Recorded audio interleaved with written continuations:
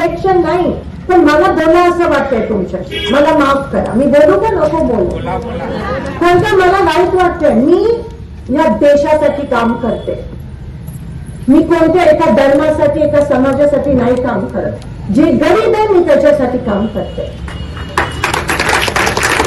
पण मला आज या देशाचं वाईट वाटतंय. फक्त सोलापूर नाही, काश्मीर पासून कन्याकुमारीसाठी मला देशाचं वाईट वाटतंय.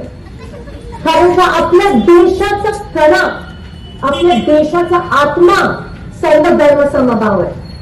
आपल्या देशाचा आत्मा संविधान आहे. कधी जात पात मानलं नाही, कधी नाही धर्म मानला.